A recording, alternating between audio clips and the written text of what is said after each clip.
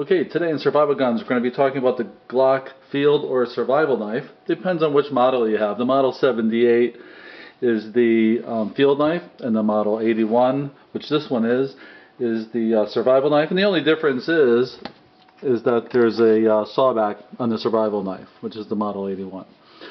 Okay, so let's get to the review. It comes with this sheath. This sheath has a nice clip here. There's no way you're going to take it and just pull that out. You want to push on this lever here and it's going to come right out, that little plastic tab. And the knife comes right out. It's ambidextrous, so you can put the knife in on either direction. The sheath has a marking right here where it says Glock. There's a lanyard at the bottom of the sheath. And there's a drain hole for water to seep out, which you want it to do, especially since it's a non-stainless blade. Has a really nice belt attachment here, and this just pushes out to either side and comes right out. Very durable, very easy to use. These are both made of polymer, and since it's made by Gaston Glock, who did polymer tools and other items for many, many years before he did the Glock, he knows how to make a polymer item that's durable and strong. No difference here. These come in different colors: coyote tan, black. This one happens to be olive drab or OD. And for $35-40 bucks, it's a really good value right now. That's one of the pros, is you can get a couple of these and put them in different places. Makes a great car or truck knife. Okay, so that's it for the polymer sheath. As far as the knife itself, this only weighs 7.1 ounces, so not very heavy because it's not an enormous knife, rather slender. And with the sheath, it's 8.6 ounces, so very lightweight to carry around. The handle is very hand-filling, but not too large. It's just a really nice grip. It's got some grooves in here to help on the purchase, and it's got a tiny bit of a texturing to it. What looks like a lanyard hole in the back is not. It doesn't go all the way through. I guess that could be drilled through if you want to put a lanyard on here. Otherwise, there's a lanyard here. It's got a folded sheet metal type guard, reminiscent of a bayonet. This could be used as a cap remover.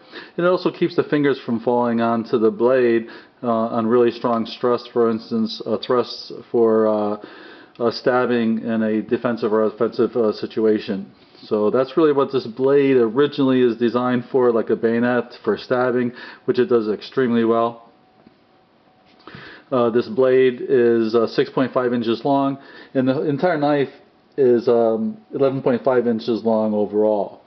This 6.5 inch blade has saw teeth on the front, which works on the forward stroke and then really easy on the back stroke, I heard, so that it's easier to remove from the enemy when retracting the blade. It doesn't have an extremely sharp point, and that's for more strength. It's got a false edge on top.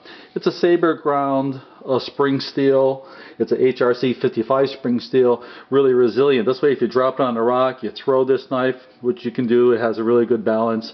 It's not going to snap on you. It's not going to be that brittle. It's meant to be very, very tough, which it does really well. It has a really nice coating on it to help resist rust, because you want to take care of this blade. It's a carbon steel, so it will rust. So you want to put oil on it, especially on the cutting edge itself. A lot of people that own these knives have to profile the edge, because with this saber grind, it's not going to be extremely sharp, or ability to get sharp, without reprofiling that edge to a less steep angle, because it is a thick blade. It's a full 1/4 inch thick blade on there. So that's one of the reasons that they do that. Not very good for chopping. There's not too much mass or steel up on top there, so you're not going to get that kind of use from it. So let's go over the pros and cons. Alright, so the pros are, it's really tough. The handle, the sheath, and the blade itself. It's really durable. It's going to last a long time. If you reprofile this, it's really good for cutting, but it's not going to have, there's no belly, so you're not going to get really good cutting in a lot of different situations. It's going to do most cutting jobs adequately well, if not exceptional. But for 35 bucks, you can't go wrong. Keep one in the car. I keep one in a couple different safes that I have. It's inexpensive, excellent for stabbing, excellent all-around field tool.